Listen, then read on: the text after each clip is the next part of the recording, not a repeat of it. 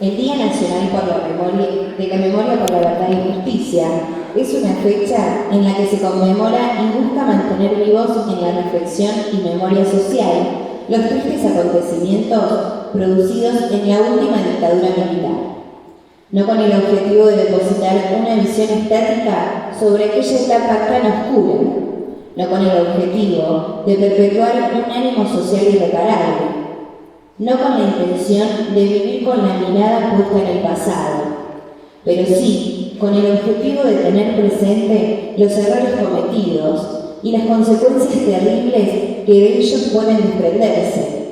Sí, con el objetivo de una consciente muestra de respeto por las familias víctimas de la desaparición de un hijo, una hija, un nieto o una nieta.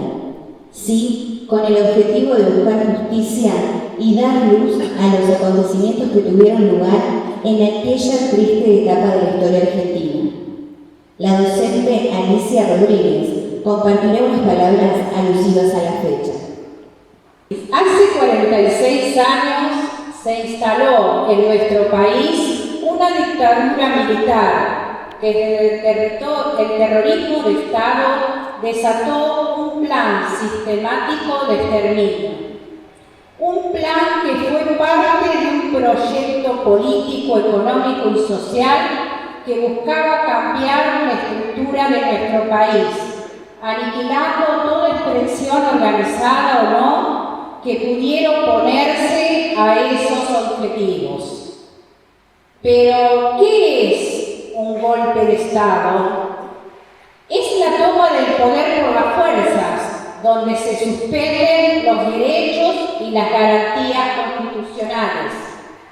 La dictadura fue la cara misma del terror. Se persiguieron, secuestraron, torturaron y desaparecieron miles de personas, adultas, jóvenes y niños. Personas que eran trabajadores, trabajadoras, madres, padres, hijos, estudiantes, artistas, científicos, periodistas, militantes sociales y populares, docentes y que llamaron enemigos de la nación. Censuraron medios de comunicación, suspendieron los derechos de los trabajadores, se disolvió el Congreso y los partidos políticos, se destruyó a la Corte Suprema de Justicia, se suspendió la vigencia del Estatuto Docente, se prohibieron las huelgas, se intervinieron los sindicatos, se prohibió la actividad política, expresiones artísticas como canciones, obras de teatro, cuentos y películas. Se prohibieron y quemaron centenares de libros, incluso infantiles. Se prohibieron las reuniones de tono político, la libre circulación, la libertad de expresión. Porque a partir de la cultura, del conocimiento y del hacer con otros, se pueden imaginar hombres nuevos y en mundos nuevos donde las desigualdades y las injusticias no existan. Y cuando uno conoce, sueña e imagina nuevos mundos con nuevos hombres y mujeres, puede juntarse, trabajar y luchar por construirlos. Hoy, a 46 años, conmemoramos el Día Nacional de la Memoria por la Verdad y la Justicia. ¿Por qué memoria? Porque si olvidamos, podemos volver a ese lugar. Recordar implica mantener vivo lo ocurrido y saber que aún hoy pagamos sus consecuencias. Mantener una memoria activa nos va a permitir defender nuestra democracia. ¿Por qué verdad?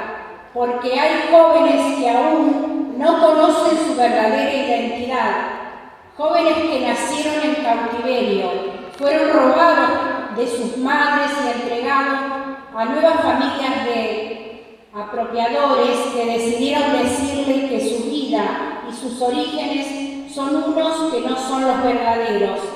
Como sociedad tenemos que exigir que se sepa la verdad, que esos jóvenes puedan recobrar su identidad, que se sepa dónde están los desaparecidos. ¿Por qué justicia? Por los 30.000 desaparecidos, por los niños robados y por nuestra sociedad toda. Recordar, buscar la verdad y exigir que se haga justicia. La dictadura prohibió todo, pero fundamentalmente reprimió la palabra. Como dicen los versos de León Gieco, todo está guardado en la memoria, arma de la vida y de la historia. Y justamente la memoria y la historia están hechas de palabras. Por eso, para que definitivamente podamos decir nunca más. Hoy es el Día de la Memoria, Nacional de la Memoria, por la verdad y la justicia. Hoy hace 46 años se instalaba la última dictadura cívico-militar en Argentina. Desde el Instituto Superior de Formación Técnica y Técnica número 211 pensamos este encuentro, este espacio, como un espacio de reflexión y diálogo en el cual dos docentes de educación superior reflexionen, dialoguen sobre educación, estableciendo un paralelo de lo que fue educar y ejercer como docente durante un gobierno militar y a la vez un paralelo de lo que es hoy ser docente en la actualidad en democracia. Así que bueno, para comenzar esta entrevista, este encuentro, voy a comenzar preguntándoles cómo era abordado el contenido curricular durante el gobierno militar, cómo era ser docente y abordar el contenido curricular durante la última dictadura y en comparación con la actualidad. Buenos días. Bueno, pude trabajar durante la dictadura y también muchos años después en democracia. Empecé trabajando en dictadura, por lo tanto, trabajábamos con una base de currículum, todo estaba establecido, todo venía de arriba directamente a los directores y de los directores nos pasaban a nosotros los docentes. Todo era cosificado, teníamos un manual, primero los docentes teníamos un currículum donde trabajábamos específicamente lo que se podía, ya estaba todo dicho. Nada podía ser, nosotros no podíamos crear absolutamente nada. El manual era un manual donde todos los alumnos trabajaban con el mismo, las preguntas eran las mismas, las respuestas eran las mismas. Era raro que un alumno se parara a preguntarle al docente alguna cosa, porque ya estaba en el manual. El material era bajado exclusivamente, tanto mapas, material bibliográfico, manuales, como les dije, todo estaba ahí. Los chicos eran 3 ciclos, primero, segundo y tercero, el primer ciclo, cuarto y quinto, el segundo, y sexto y séptimo, el tercero. Se repetía solo en el último año de cada ciclo. Bueno, eso era más o menos desde el punto de vista docente. Buen día. Gracias a Dios, el periodo que estaba comentando Betty quedó en el olvido, pero lamentablemente a veces cuesta llegar verdaderamente a la educación para la democracia. Entonces no está mal recordar a qué nos dedicamos ahora los docentes, cuál es nuestro desafío y qué es lo que de alguna manera todo el mundo espera. La primera diferencia se da en el diseño curricular. Ahora también hay un diseño curricular, también los contenidos bajan, de hecho es prescriptivo el diseño curricular, pero ya empezamos a ver un enfoque diferente. Primero empezamos a hablar de capacidades y competencias. El alumno se apropia del contenido, pero sabiendo qué hacer con él. Y esa es una diferencia hermosa. Ya no hay una imposición arbitraria, ¿sí? No es el docente el que sabe y tiene que llenar la cabecita del alumno como si fuera un copiar y pegar un archivo de una carpeta a otra. La idea ahora es llegar al alumno, que el alumno pueda ser el que construye su propio aprendizaje. Es muy difícil porque implica llegar a los intereses del alumno. Si el alumno no tiene ganas, no tiene interés, no va a haber aprendizaje porque él es el protagonista. Y el docente es el que tiene que preparar ese terreno. Recién decía Betty que todo estaba arreglado, todo estaba pautado en el libro, aún las respuestas que el alumno tenía que dar. Y ahora lo que queremos fervientemente es que el alumno construya su voz, desde el conocimiento, desde su actitud, que construya su propia voz. Para eso el docente tiene una planificación flexible, puede ir, volver, lo que tenía pensado un día lo puede dar otro, porque constantemente queremos sacar esto, las ganas del alumno. Antes, un alumno que se preguntaba por qué o para qué me sirve este contenido, quizá era tratado de maleducado, ¿no? Cállate, maleducado. Hoy es el docente el que tiene que preguntarse para qué le va a servir esto a mis alumnos. Y si no encuentra respuesta, es mejor que no lo dé. ¿Sí? Todo tiene que ser útil desde la utilidad del saber, obviamente. El docente hoy toma decisiones, ¿sí? El docente tiene la capacidad, desde su saber experto, de tomar decisiones en función de su grupo de alumnos. No nos basamos solamente en el coeficiente intelectual. Hoy el alumno es un ser integral, se lo prepara para ser un ser integral. De ahí los ejes transversales como la ESI, que realmente apuntan a la formación integral de los alumnos, a que los alumnos conozcan su propio cuerpo, lo valoren, lo respeten y tomen las decisiones responsables de su propio cuerpo y del cuidado del cuerpo del otro. El cuerpo, la identidad, la idiosincrasia, todo lo que hace a la persona. Esa es la razón de ser de la educación de hoy. Y el propósito más lindo es que el alumno construya su propia voz. La voz que importa es la del alumno, no como antes que por ahí la única voz que se escuchaba en el salón era la del docente. No se trata de dejar de lado el contenido, para nada. El contenido debe seguir existiendo en la enseñanza, pero el alumno tiene que saber qué hacer con el contenido, ¿sí? Por eso queremos cambiar este enfoque.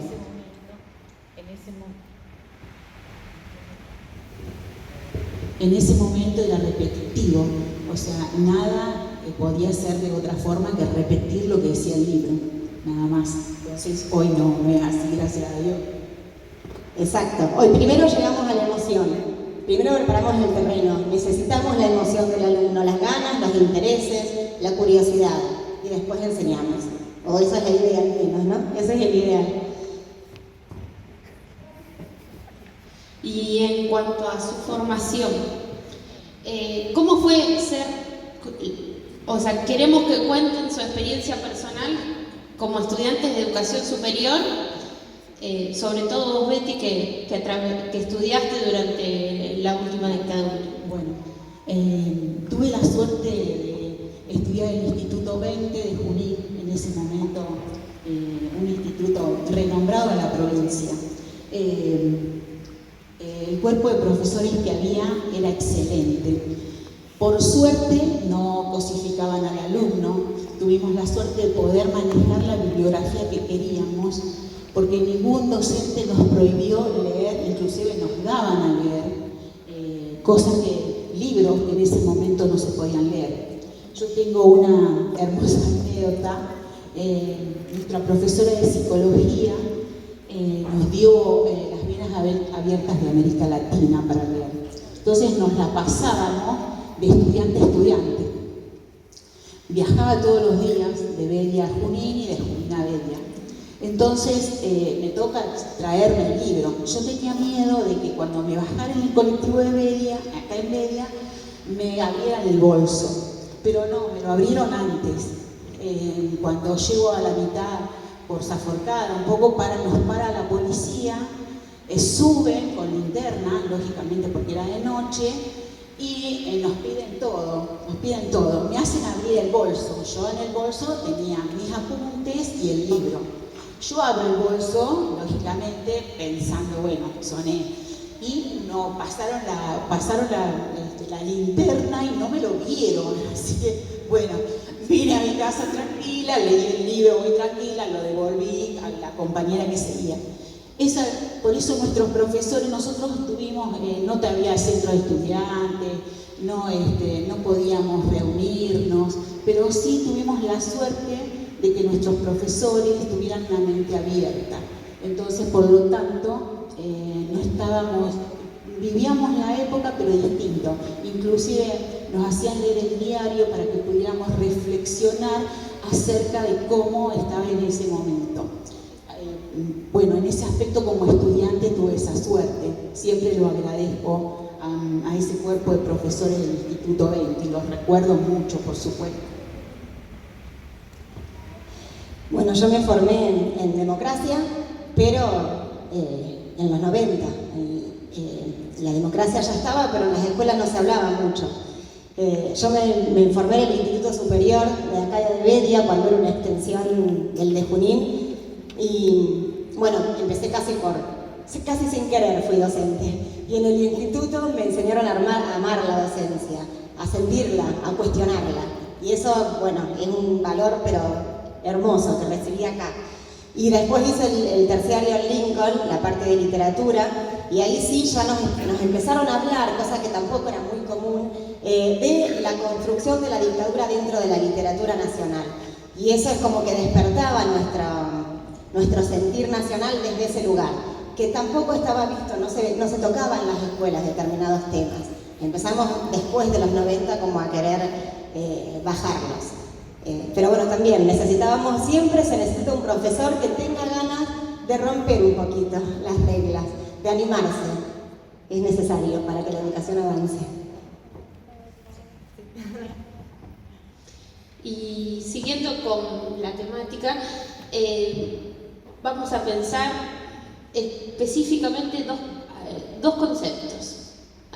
Reflexionar sobre dos conceptos que son paralelos y a la vez se contraponen de acuerdo a dos hechos históricos, dos formas de ejercer la docencia de forma tan distinta. Vamos a pensar la disciplina en contraposición con la convivencia.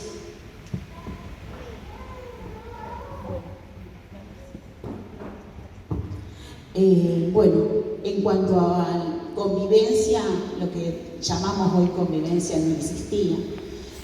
Los chicos iban a la escuela, lógicamente, ustedes habrán sido alumnos algunos de ese momento, jugaban en el recreo y listo.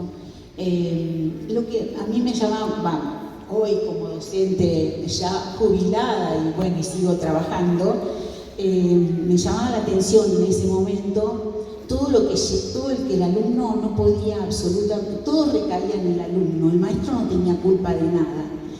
Realmente el contenido que dábamos, sí o sí, el alumno lo tenía que saber, el maestro si lo daba bien o mal, no pasaba nada. O sea, si el alumno no aprendía, era problema del alumno, no nuestro, ¿no? Quizá muchas docentes de ese momento se ocuparían de que sus alumnos pudieran aprender. Yo recuerdo que cada inspectora que venía nos hacía hacer algo distinto. A mí decía, un día, yo siempre fui maestra de primer ciclo, un día me hacía trabajar con la letra A, jugando a la raspa, el otro día yo decía, estas están mal. Yo un año trabajaba de una forma, cambiaba el inspector y trabajábamos de otra. La inspectora iba al aula, miraba el cuaderno del alumno, nuestra carpeta, y tenía que estar exactamente lo mismo, no podía salirse de nada, uno tenía que hacer lo que realmente estaba ahí. Y otra cosa, la disciplina era la disciplina. Bueno, a lo mejor algunos ya se acordarán, no podían ir con barba, con bigote, el pelo corto, los guardapolvos tenían que estar impecables. O sea, todo, los maestros íbamos de pollera, media y zapatito, sí o sí, no podíamos usar pantalón, no podíamos usar nada, arriba del guardapolvo menos, teníamos frío, sí o sí. Así que bueno, esa era la forma de que nos tratábamos así, ¿no? Por suerte trabajé en escuelas rurales donde la convivencia con los docentes era más amena, no eran escuelas grandes donde había muchos docentes o muchos problemas, entonces pudimos zafarla, digamos, distinto. Pero esa era, quizás en escuelas grandes la cosa cambiaría. No sé si me olvido de hablar un poco de la parte de psicopedagogía, ¿no? Sí, lo digo. Estaba el asistente social y la educacional. Había una batería de test. A lo mejor muchas de las que están acá se lo recuerdan. Había una batería de test. Ese alumno le hacíamos esa batería de test y suficiente. Cociente intelectual, 92, 50, lo que dé, punto. Ahí terminaba todo. No nos explayábamos más allá, ahí terminaba, no sabíamos si había sido emocional el problema, si había sido aprendizaje, no conocíamos, pero ahí terminábamos. Así tratábamos a esos niños. Bueno, y abordar la convivencia en la actualidad y cuáles son las barreras de aprendizaje actuales. Bueno, ahora hablamos de acuerdos de convivencia. Una diferencia muy notable es que, bueno, antes habría seguramente un reglamento de disciplina lleno de reglas de las que no se podían transgredir, obviamente. Ahora hablamos de un acuerdo de convivencia. Cada institución tiene su propio acuerdo en el que va a ser construido con la mirada de todos los agentes sociales. Los docentes, los alumnos, las familias. Se instauran también una serie de normas a cumplir. Obviamente que la disciplina sigue valiendo y sigue existiendo. El tema es que se dialoga, que la regla se pone por algo, para algo, y siempre se explica. Tratamos, en lo posible, de que el alumno pueda internalizar la regla. Y a ver si con un ejemplo... no quiero caer en un reduccionismo barato, la disciplina es algo muy importante y es un tema que realmente llevaría muchos debates. Pero si un nene le pega a un compañerito y de afuera le decimos, si te vuelvo a ver, te pongo un 1, te mando dirección, el nene aprende quizá que hay que portarse bien porque lo están mirando. Creo que el acuerdo de convivencia actual, la idea es que el nene, el adolescente, aprenda a que hay que ser bueno. Eso es convivir. Entonces no le voy a pegar a mi compañerito porque no está bien hacerlo. Nuestros adolescentes, nuestros niños, sabiendo que se pueden portar mal y sabiendo que pueden hacer cosas que están mal, deberían decidir no hacerlas. Eso es el ideal de los acuerdos de convivencia. La reflexión, siempre el diálogo, que los chicos sepan que los protegemos con un acuerdo y con las reglas. Esa sería la idea que creo que se más se rescata en la diferencia de lo que era imponer disciplina y ahora tratar de acordar situaciones. Los errores se reparan. No vamos a expulsar a un alumno del sistema educativo porque no enseña. Hoy el alumno tiene que aprender que puede equivocarse y que va a ser perdonado. ¿Sí? Los errores se reparan, todos, constantemente reparamos errores. Eso es aprender, si no estaríamos corriéndonos mucho de nuestro lugar de enseñanza. Eso es educar para la democracia, creemos. Y la última pregunta, vamos a hablar sobre política educativa, cómo era abordada durante la dictadura, cómo era la política, qué eran los documentos que llegaban, cómo era abordado desde educación, desde el Ministerio de Educación y bueno, y en comparación con la actualidad.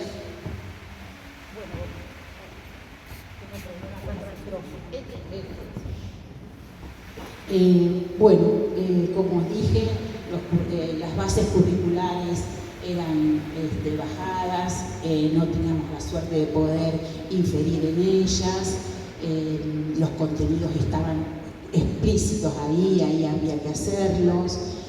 No teníamos la suerte de poder reunirnos docentes para trabajar cuestiones lineales, hablar de nada. El sueldo era el sueldo, nosotros recibíamos todo así, ¿no? Todo bajo, todo de arriba, digamos.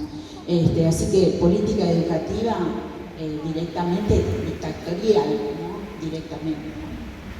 O sea, todo lo que fui diciendo en estas palabras anteriores estaba la política educativa incluida.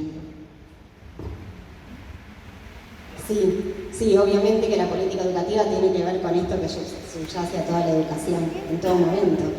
Gracias a Dios hoy tenemos una política que también piensa en el docente y piensa en el alumno, y piensa en la familia del alumno, que era una situación que por ahí antes no estaba tenida en cuenta.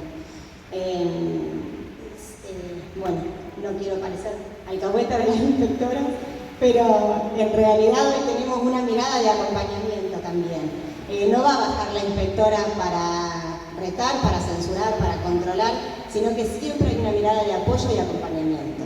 Esa es la mirada. Nosotros adentro de la escuela queremos que nuestros alumnos se encuentren contenidos y los inspectores nos ayudan a eso, ¿no? Y ellos quieren que nosotros nos sintamos contenidos. Creo que esa es la diferencia abismal.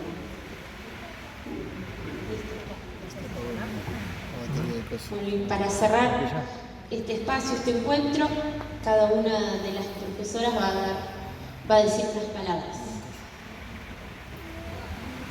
Bueno, la suerte de haber sido formada en el Instituto 20, con una mente abierta, también la suerte de que pude trabajar. Después, cuando empezó la democracia, las mentes estaban igual cerradas, ¿no? Los directores seguían bajando las directivas así, hasta que un día me rebelé y la directora me cuestionó por qué me había rebelado. Yo estábamos en democracia, me cuestionó por qué me había rebelado. Yo ya no quería enseñar de la forma que me decía el inspector, así que bueno, me rebelé un poco y pude hacer lo que yo quería realmente. Pude ser la maestra que yo quise ser. No formada como me habían formado en el instituto. Bueno, y para cerrar me gustaría volver a la idea de lo que creemos que es el desafío más grande que tiene hoy en día la docencia. Lo más importante es poder cumplir con la Ley Nacional de Educación. En la ley dice que los alumnos, o habla de, la ley promueve que los alumnos ingresen, permanezcan y egresen con calidad de aprendizaje. ¿Por qué retomo esto? Porque hay una serie de autores que también están sospechando que a veces la escuela se llena de contexto. Esto hace que se pierdan los ejes. El desafío nuestro como docente actual es caminar en punto medio. Nada de contexto está mal, todo contexto o solo contexto también está mal. La escuela no puede correrse de su eje de enseñante. Enseñante a un alumno integral, a un alumno que va a ser preparado para ser, ¿sí? Para ser, no para saber. Esa es una diferencia importante y me parece que tenemos que centrarnos ahí, o dialogar y debatir sobre esta educación. Solo se aprende en contexto. El alumno debe construir su propia voz, valorando obviamente la voz del otro. Eso es formar para la democracia. Yo creo que necesitamos contagiarlos todavía a los chicos con la idea de que la única forma posible es la democracia. Esto de educar en democracia para la democracia y contagiarlos con la idea que de la única manera que se va a construir una mejor democracia es teniendo libertad, formando mi propia voz y dándome a escuchar. De esa manera vamos a educar para el nunca más. No solamente hablando del nunca más, sino formando a nuestros alumnos en la democracia, para la democracia y para que mejore un montón la democracia. Nada más.